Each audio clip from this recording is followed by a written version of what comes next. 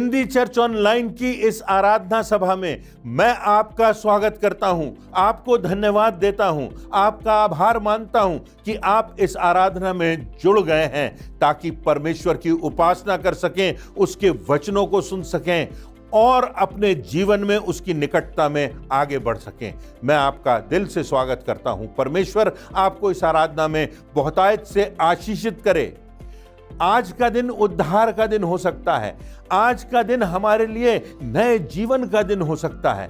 क्यों? क्योंकि हमारा परमेश्वर एक और अवसर देने वाला परमेश्वर है। चाहे हम कैसे भी पाप का जीवन जी रहे हों, पाप के गर्त में गिर गए हों, समस्याओं में उलझ गए हों, हम शैतान के शिकंजे में कस गए हों, पर परमेश्वर आज हमसे कहता है कि मेरी सामर्थ्य तेरे लिए उपलब्ध है। मैं तुझे नया जीवन दूंगा, मैं तुझे एक और अवसर दूंगा, मैं तुझे उद्धार देने के लिए आया हूं। वो परमेश्वर प्रभु यीशु मसीह के नाम में आज आपको बुला रहा है। आइए हम उसकी आराधना करें, गीतों के द्वारा उसकी महिमा करें, प्रार्थना के द्वारा उससे बातचीत करें और प्रभु यीशु मसीह के प्रेम को स्मरण करें, उस क्रूस की ओर देखें और अपने हृदय की भेंट उसको चढ़ाएं। आइए हम आराधना में आगे बढ़ते हैं। परमेश्वर आपको आशीषित करे, ऐसी मेरी प्रार्थना है। आपको प्रभु यीशु मसीह के मधुर नाम में जय मसीह की। हिंदी चर्च ऑनलाइन आराधना में मैं आप सभी का स्वागत करती हूँ। आराधना में जाने से पूर्व हम परमेश्वर की आशीष एवं उसकी उपस्थिति के लिए प्रार्थना करेंगे। आइए हम प्रार्थना करें। धन्यवाद धन्यवाद जीवित महान दयालु सर्वशक्तिमान परमेश्वर पिता, नम्रता दीनता और आदर के साथ हम आपके अनुग्रह के सिंहासन के सामने आते हैं। धन्यवाद देते हैं आज के सुंदर दिन के लिए, हिंदी चर्च ऑनलाइन के लिए प्यारे प्रभु जी, जिसके माध्यम से हम सब जुड़ सकते हैं। आज की आराधना में प्यारे परमेश्वर पिता, हम सारी महिमा आपको देते हैं। आज की आराधना में पिता परमेश्वर, हम आज प्रार्थना करते हैं हमारे वक्ता महोदय के लिए। आप अपनी आत्मा से उन्हें परिपूर्ण करें ताकि आपकी आत्मा की भरपूरी के साथ वो आज के वचन का प्रचार कर पाएं। आज की प्रभु भोज की आराधना में हम आपकी उपस्थिति मांगते हैं। सारी बातों में परमेश्वर पिता हम सारी आदर महिमा आपको देते हैं और इस प्रार्थना को परमेश्वर पिता हम आपके पुत्र प्रभु यीशु मसीह के नाम से मांग लेते हैं। सुने और कबूल करें, आमीन। हे सारी पृथ्वी के लोगों, यहोवा का जय जयकार करो, उत्साहपूर्वक जय जयकार करो और भजन गाओ। हमारा परमेश्वर महिमा और स्तुति के योग्य है। बड़े उत्साह के साथ परमेश्वर के आदर और महिमा में आइए हम कुछ गीत और कोरस गा लेंगे।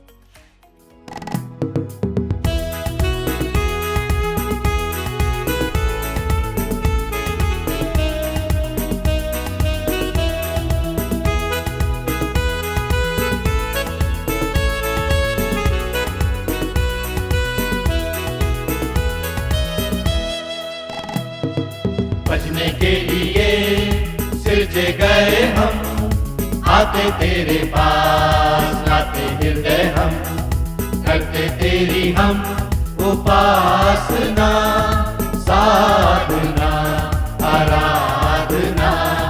बचने के लिए सिरजे गए हम, आते तेरे पास लाते हृदय हम, करते तेरी हम उपासना, साधना आराधना। भजने के लिए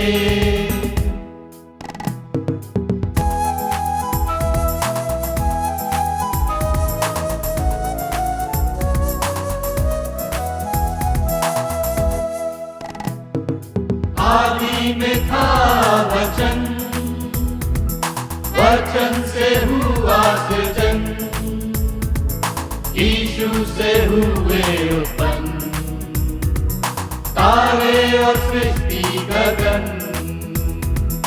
आदि में था वचन, वचन से हुआ सृजन, यीशु से हुए उत्पन्न, तारे और सृष्टि गगन। महिमा कर स्तुति के योग मेरा प्रभु यीशु, महिमा कर स्तुति के योग मेरा प्रभु यीशु। भजने के लिए सृजे गए हम, आते आते तेरे पास, लाते हृदय हम, करते तेरी हम उपासना, साधना, आराधना, भजने के लिए।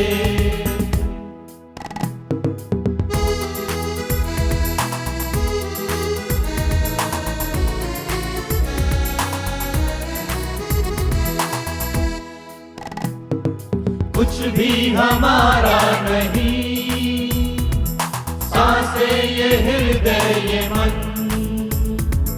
यीशु से हमको मिला उद्धार अनंत जीवन। कुछ भी हमारा नहीं, सांसें ये हृदय ये मन, यीशु से हमको मिला उद्धार अनंत जीवन। तेरी दया बनी रहे मेरे प्रभु यीशु, तेरी दया बनी रहे मेरे प्रभु यीशु। भजने के लिए सृजे गए हम, आते तेरे पास, लाते हृदय हम, करते तेरी हम उपासना, साधना, आराधना, भजने के लिए, भजने के लिए, भजने के लिए।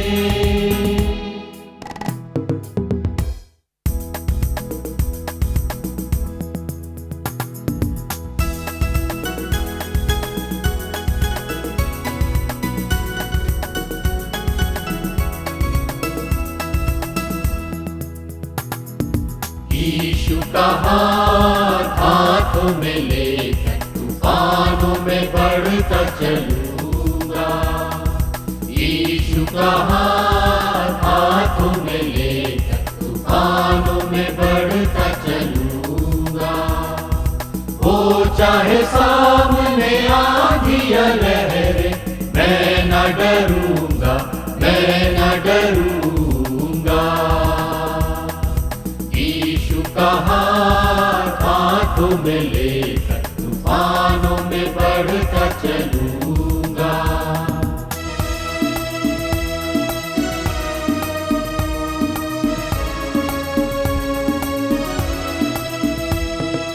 मेरे लिए जिसने दी जिंदगानी, मैं उसकी खिदमत सदा करूंगा।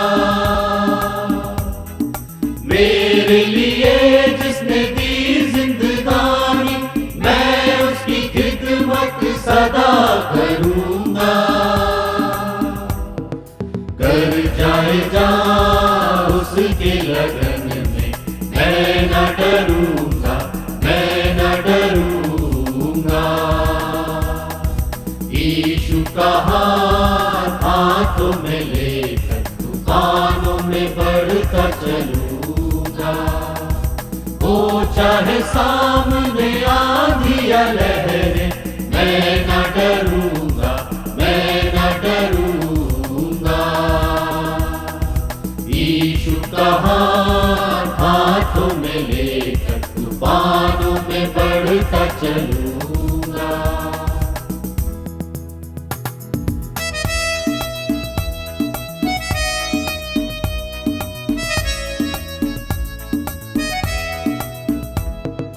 राहों में हो काटे या हो अंधेरा, ना कोई साथी अकेला चलूंगा।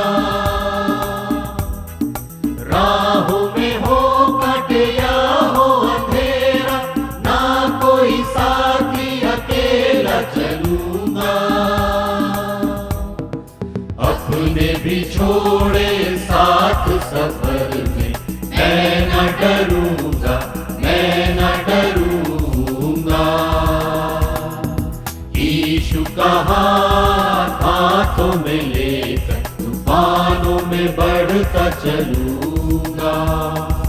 हो चाहे सामने आंधी या लहरें, मैं न डरूंगा, मैं न डरूंगा। उसका हाथ हाथों में लेकर तूफानों में बढ़ता चलूंगा, तूफानों में बढ़ता चलूंगा, तूफानों में बढ़ता चलूंगा।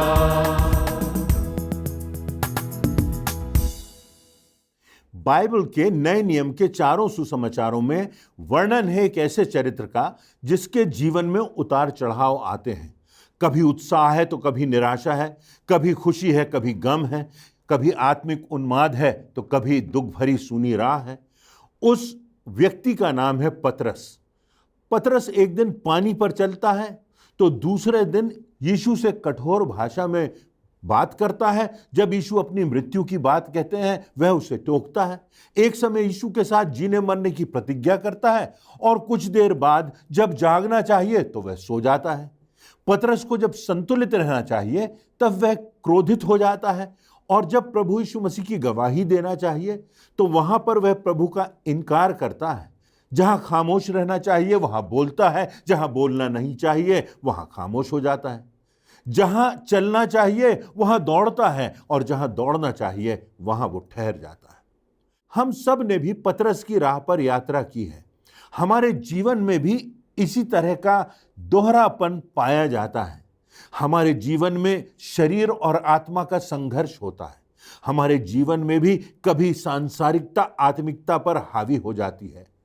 क्रेग मैसी की एक इंग्लिश में कविता है और वे उस कविता में उदाहरण देते हैं। कहते हैं, दो स्वभाव मेरे हृदय में पाए जाते हैं, एक ओर मेरा दिल है, दूसरी ओर मेरा मस्तिष्क है। एक को नकारना चाहता हूं, एक को जीना चाहता हूं, दूसरे से मैं प्रेम करता हूं। कभी घृणा की पराजय होती है तो कभी प्रेम पराजित होता है। पौलुस का उदाहरण भी हमारे सामने है। रोमियो की पुस्तक उसका 7वां अध्याय और उसके 19वीं आयत में लिखा है, क्योंकि जिस अच्छे काम की मैं इच्छा करता हूं वह तो नहीं करता, पर जिस बुराई की इच्छा नहीं करता हूं वही किया करता हूं। किंतु पतरस के जीवन में यदि हम देखें तो जो कुछ है कहीं ना कहीं वह हमें आकर्षित भी करता है और प्रोत्साहित भी करता है। शायद उसके वचन, शायद उसके कार्य, शायद उसकी प्रतिज्ञा, शायद उसकी कमजोरी, हमारे जीवन से उसकी समानता कहीं ना कहीं हम पाते हैं। एक घटना जो पतरस के चरित्र को कलंकित करती है वह 3 बार जब उसने प्रभु यीशु मसीह का इनकार कर दिया, जिसे पतरस बाद में स्वयं भी बर्दाश्त ना कर सका। यीशु का इनकार करने के बाद पतरस फूट फूट कर रोने लगा। हमारे जीवन में भी अवश्य ऐसा हुआ होगा। कोई ऐसी घटना, कोई ऐसी बात, कोई एक ऐसी प्रतिक्रिया, कोई ऐसा पल जो हमारी जिंदगी में कालिमा से भरा हुआ है। कोई एक लम्हा जिसके लिए हमारी चाहत है कि काश हम फिर से वापस उस समय में पहुंच जाते, उसे सुलझा लें, पर यह मात्र एक विचार तक सीमित है, वास्तविकता है, संभावना नहीं। पतरस के जीवन से क्या शिक्षा है आज मेरे और आपके लिए? आज हमारे लिए संदेश है आशा का, चाहे हमने अपने जीवन में कैसी भी भूल की हो। संदेश है यीशु के प्रेम और क्षमा का, एक और अवसर का जो आज भी मेरे और आपके लिए उपलब्ध है। संदेश है कि आज भी परमेश्वर कमजोर लोगों को बहुत प्रभावशाली ढंग से इस्तेमाल करता है। सबसे बड़ा संदेश यह भी है कि हमें सावधान रहना है, सतर्क रहना है। हमारे लिए चेतावनी है जिससे कि फिर जीवन में हम प्रभु यीशु मसीह को ना नकारें, कि स्वयं को अधिक बलवान और शैतान को कम शक्तिशाली ना समझें। हम कैसे दूर हो जाते हैं, कब यीशु का इनकार करते हैं, आज इन बातों पर हम चर्चा करेंगे, ध्यान देंगे और परमेश्वर के वचन से 3 बातें देखेंगे। पहली बात, जब हमारा आत्मविश्वास हमें परमेश्वर पर निर्भरता से दूर ले जाता है। मत्ती रचित सुसमाचार उसके 26वें अध्याय की 31वीं आयत और उसके आगे लिखा हुआ है, तब यीशु ने उनसे कहा, तुम आज ही रात को मेरे विषय में ठोकर खाओगे। इस पर पतरस ने उससे कहा, यदि सब तेरे विषय में ठोकर खाएं परंतु मैं कभी भी ठोकर ना खाऊंगा। यीशु ने उससे कहा, मैं तुझसे सच कहता हूं कि आज ही रात को मुर्गे के बांग देने के पहले तू 3 बार मुझसे मुकर जाएगा। पतरस ने उससे कहा, यदि मुझे तेरे सामने मरना भी हो तो मैं तुझसे कभी ना मुकरूंगा। यीशु के जीवन के सबसे कठिन पल थे और उसी समय पतरस अपना वायदा तोड़ देता है, यीशु मसीह को नकार देता है। सबसे भावनात्मक क्षण, सबसे कमजोर क्षण प्रभु यीशु मसीह का, और ऐसे समय में जब प्रभु यीशु मसीह को उसके साथ की आवश्यकता है तो पतरस सो रहा है। फिर मत्ती 26:40 में लिखा है, फिर यीशु ने चेलों के पास आकर उन्हें सोता पाया और पतरस से कहा, क्या तुम मेरे साथ एक घड़ी भी ना जाग सके? उसी के आगे 41वीं और 42वीं आयत में प्रभु यीशु मसीह कहते हैं, जागते रहो और प्रार्थना करते रहो कि तुम परीक्षा में ना पड़ो। आत्मा तो तैयार है परंतु शरीर दुर्बल है। फिर उसने दूसरी बार जाकर यह प्रार्थना की कि हे मेरे पिता, यदि यह प्याला मेरे पिए बिना नहीं हट सकता तो तेरी इच्छा पूरी हो। आत्मा तो तैयार है पर शरीर दुर्बल है। यदि तेरी इच्छा हो तो यह प्याला टल जाए, नहीं तो इस मृत्यु के प्याले को पीने को मैं तैयार हूं। जब यीशु को सबसे ज्यादा पतरस की, चेलों की आवश्यकता थी, उनके साथ की जरूरत थी, तो वे सो रहे हैं। हम सब इतने व्यस्त हैं सांसारिकता में कि यीशु की इच्छा, परमेश्वर की इच्छा के प्रति हमारी संवेदना मृतक हो जाती है। हम सोचते हैं हम इस प्रकार की परीक्षा में नहीं पढ़ सकते क्योंकि हम तो बहुत बड़े हैं, हम तो बहुत मजबूत हैं। परमेश्वर से ज्यादा हो ये जाता है कि हम खुद पर भरोसा रखने लगते हैं। हम तो परिपक्व हैं, हम तो सब कुछ जानते हैं, हमारी समझ सबसे ज्यादा तीक्ष्ण है। हमारा आत्मविश्वास, हमारा अहम, हमारा पद, हमारा धन, हमारे स्रोत हमें परमेश्वर की निर्भरता से दूर ले जाते हैं और हमारे जीवन से, कार्यों से, वचनों से हम प्रभु यीशु मसीह को नकार देते हैं। तो इस बात के प्रति हमें सावधान रहना है। दूसरी बात, जब शक्ति तो होती है पर यह शक्ति नियंत्रित नहीं होती। मत्ती रचित सुसमाचार उसके 26वें अध्याय की 47वीं आयत और आगे लिखा है, वह यह कह ही रहा था कि देखो, यहूदा जो 12 में से एक था आया और उसके साथ महायाजकों और लोगों और पुरनियों की ओर से बड़ी भीड़ तलवारों और लाठियां लिए हुए वहां पर आ गई उसके साथ। तब उन्होंने पास आकर यीशु पर हाथ डाले और उसे पकड़ लिया। और देखो, यीशु के साथियों में से एक ने हाथ बढ़ाकर अपनी तलवार खींच ली और महायाजक के दास पर चलाकर उसका कान उड़ा दिया। यीशु के एक साथी ने कान काट डाला। यूहन्ना 18:10 में लिखा है, शैमोन पतरस ने तलवार जो उसके पास रखी थी खींची और महायाजक के दास पर चलाकर उसका दाहिना कान उड़ा दिया और दास का नाम मलखुस था। वचन बताता है कि पतरस ने ही महायाजक के दास पर तलवार चलाई थी। इसके क्या कारण हो सकते हैं? प्रभु यीशु मसीह ने पतरस को डांटा और रोका। क्यों रोका? मत्ती 26:52 में प्रभु यीशु मसीह ने उससे कहा, अपनी तलवार काठी में रख ले, क्योंकि जो तलवार चलाते हैं वे सब तलवार से ही नाश किए जाएंगे। जो तलवार उठाते हैं वो तलवार से नाश किए जाएंगे। जो जैसा बोता है वैसा ही काटेगा।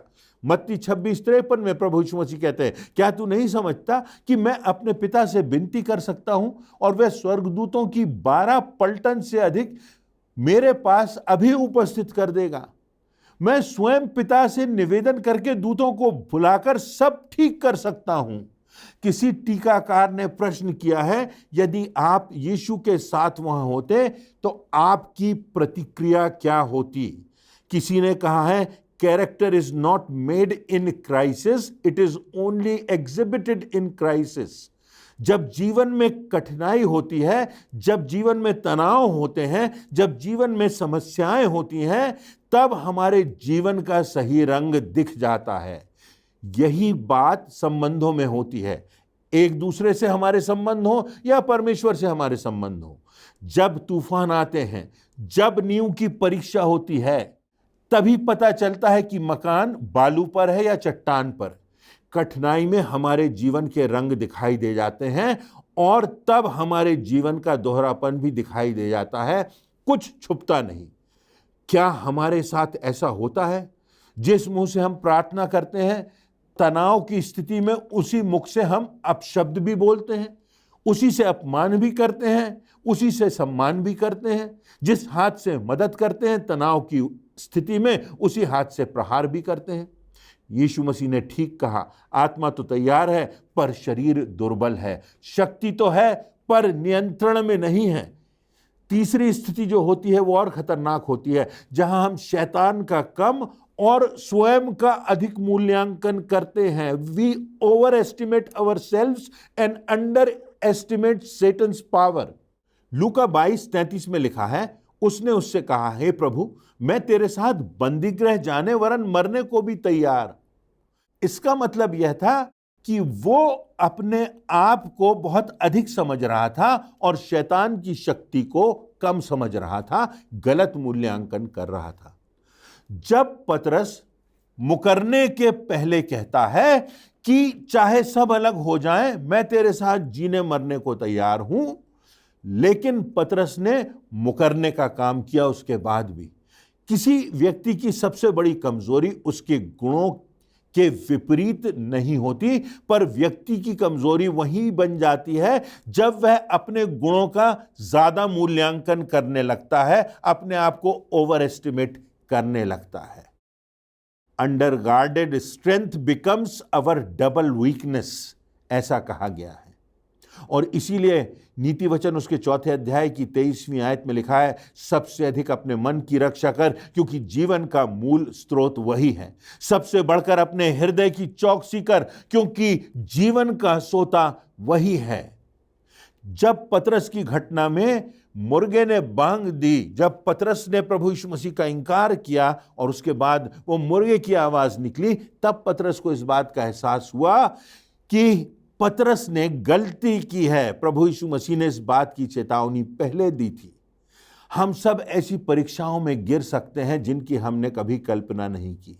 यहां पर पतरस की एक और बात देखने को मिलती है कि वह यीशु मसीह से अलग था, चेलों से दूर था, अकेला था। यही होता है जब हम आराधना से अपना संबंध तोड़ लेते हैं, विश्वासियों की सहभागिता में नहीं बने रहते।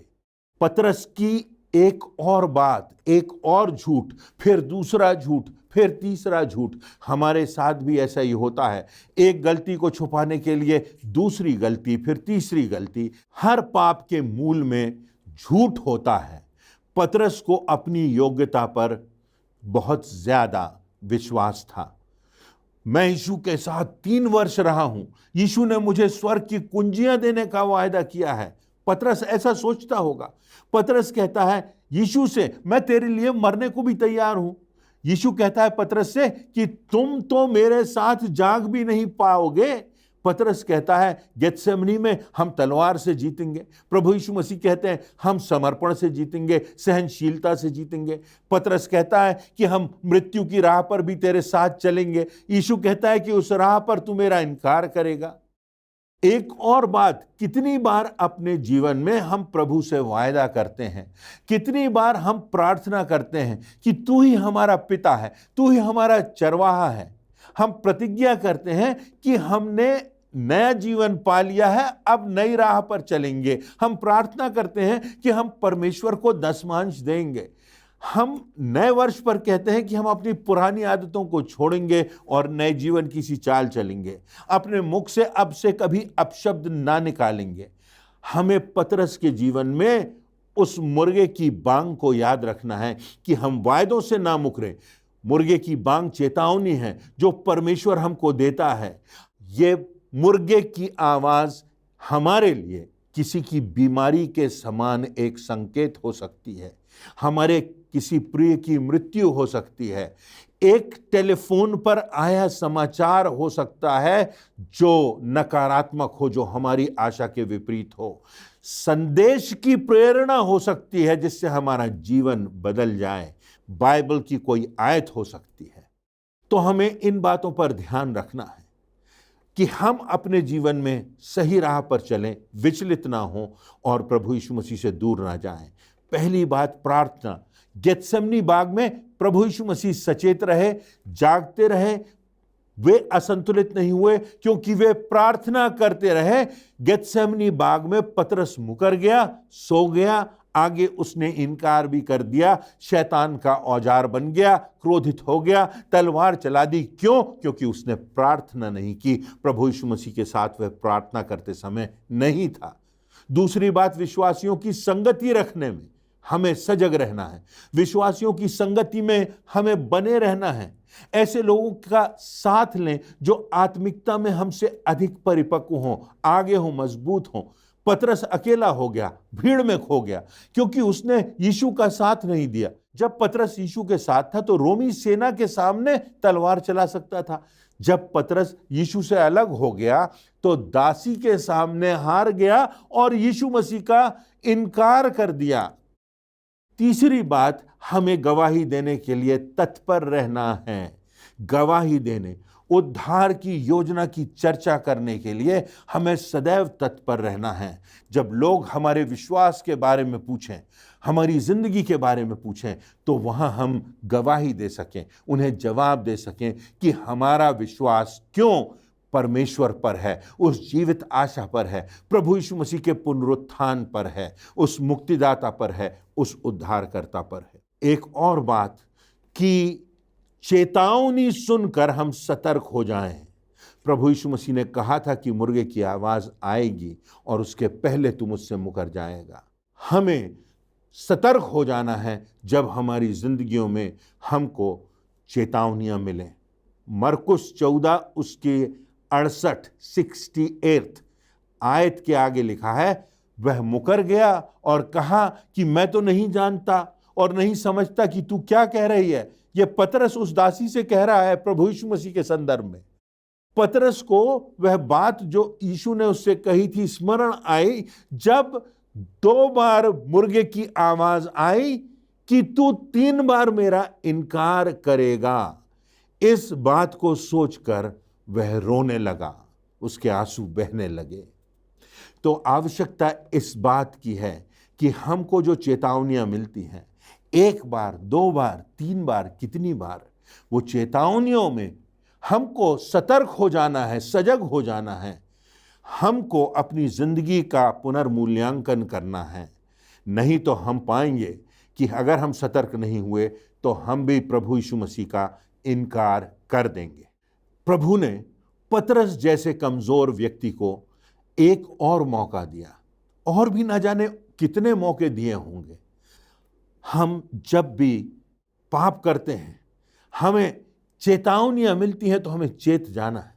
पतरस अच्छा सोचता था, अच्छा करना चाहता था, उसका उद्देश्य अच्छा था, उसके वायदे अच्छे थे, उसके शब्द अच्छे थे, पर उनको पूरा करने में वो सक्षम नहीं रहा, क्योंकि उसने परमेश्वर से अधिक स्वयं की क्षमता पर विश्वास किया, और ये बात उसको प्रभु की निर्भरता से दूर ले गई। उसमें शक्ति तो थी, परंतु पतरस की शक्ति में परमेश्वर का नियंत्रण नहीं रहा, क्योंकि पतरस अपने आप को बहुत अधिक समझने लगा।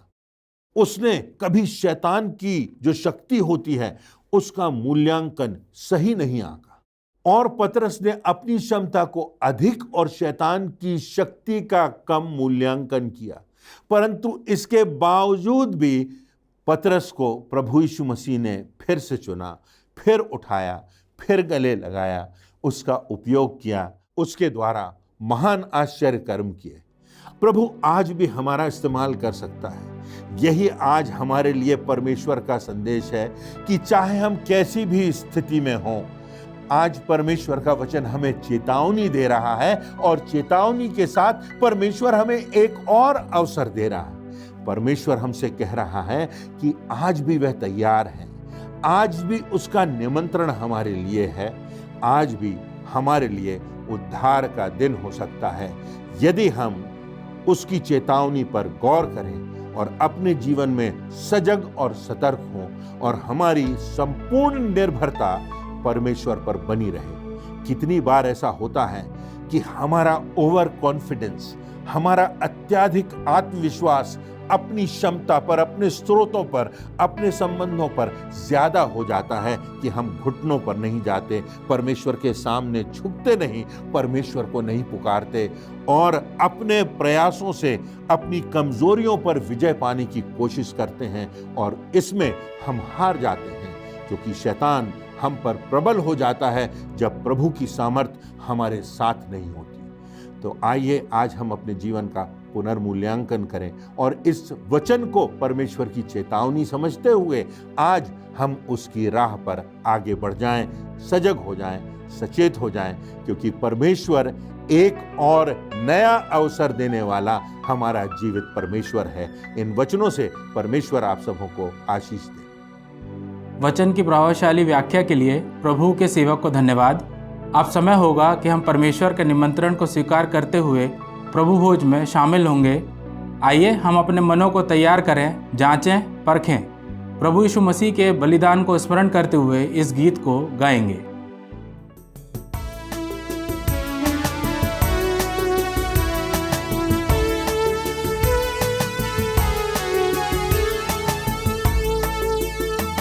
यीशु क्रूस पर मारा है, उसकी ही प्रशंसा हो, वो मेरा साथी हुआ है, उसकी ही प्रशंसा हो।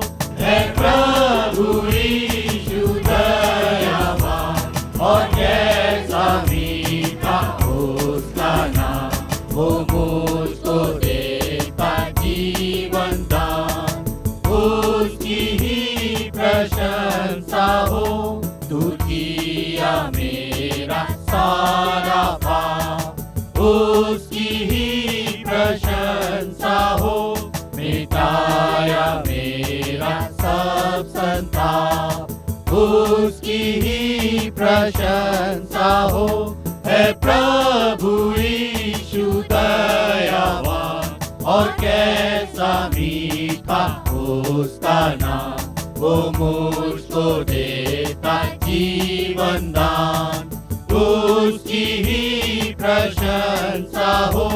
जब उसके पास मैं जाऊंगा, करूंगा मैं धन्यवाद और यह सदा मैं गाऊंगा, उसका सदा धन्यवाद। है प्रभु यीशु दयावान और कैसा मीठा उसका नाम, वो मुझको देता जीवन दान, उसकी ही प्रशंसा हो।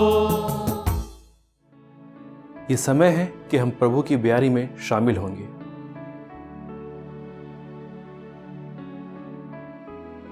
प्रभु यीशु जिस रात वो पकड़वाया गया, उसने रोटी ली और धन्यवाद करके तोड़ी और कहा, ये मेरी देह है जो तुम्हारे लिए है, मेरे स्मरण के लिए यही किया करो। इसी रीति से उसने ब्यारे के पीछे कटोरा भी लिया और कहा, यह कटोरा मेरे लहू में नई वाचा है, जब भी पियो मेरे स्मरण के लिए यही किया करो।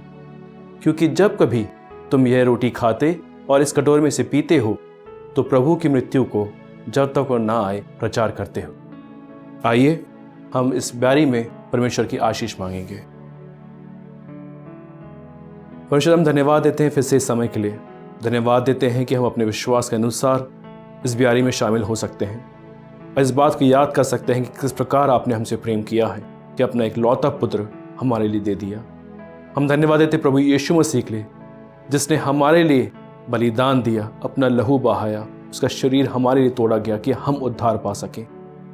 पिता, इस प्रेम के लिए और इस प्रेम को हम निरंतर अनुभव कर सकते हैं और स्मरण कर सकते हैं, इस बात का धन्यवाद देते हैं। इस मेज में आपकी आशीष मांगते हैं, प्रार्थना करते हैं प्रत्येक व्यक्ति जिस मेज में शामिल होता है वो आपकी आशीष को ग्रहण कर पाए और साथ ही साथ इस बात का स्मरण कर पाए कि किस प्रकार आपने हमसे बेइंतहा प्यार किया है। फिर से इस आराधना को आपके हाथ में सौंपते हैं। इस मेज में आशीष मांगते हुए प्रार्थना प्रभु यीशु मसीह के नाम से मांगते हैं, आमीन। आइए हम जिन्होंने भी परमेश्वर प्रभु यीशु मसीह विश्वास करके बपतिस्मा लिया है, वो इस मेज में शामिल हो सकते हैं।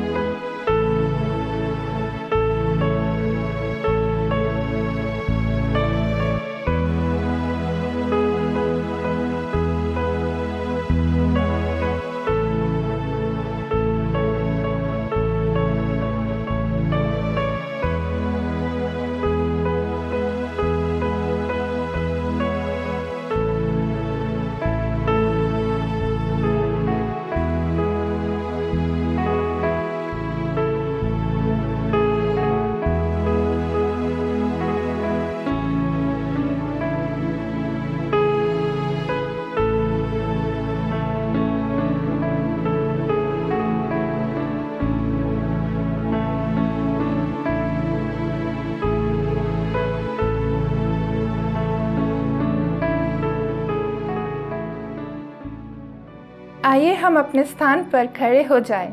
हम अंतिम प्रार्थना में जाएंगे। प्रार्थना के बाद प्रार्थना के रूप में कोरस गा लेंगे। उसके पश्चात परमेश्वर की आशीष ग्रहण करके आज की आराधना समाप्त करेंगे। आइए हम प्रार्थना करें। पिता परमेश्वर, हम धन्यवाद देते हैं कि आज के संपूर्ण आराधना पर तेरी आशीष बनी रही। हम धन्यवाद देते हैं कि तेरे दास के द्वारा इतने प्रभावशाली ढंग से वचन का प्रचार किया गया। उसे केवल सुनने वाले न बने, वरन अपने जीवन को उसके अनुसार जी सके। पिता, आने वाले सप्ताह में तेरी अगुवाई मांगते हैं। हमारे द्वारा किए गए कार्य, हमारा व्यवहार और चाल चलन तेरी दृष्टि में ग्रहण योग्य हो। कलीसिया में जितने बच्चे, जवान और बुजुर्ग पाए जाते हैं, सब पर तेरा आशीष भरा हाथ बना रहे। जो अस्वस्थ हैं, तेरी चंगाई उनको मिले ताकि तेरे नाम का धन्यवाद दे सके। सारी बातों के लिए धन्यवाद देते हुए ये प्रार्थना तेरे इकलौते पुत्र, हमारे उद्धारकर्ता प्रभु यीशु मसीह के नाम से मांग लेते हैं। आमीन।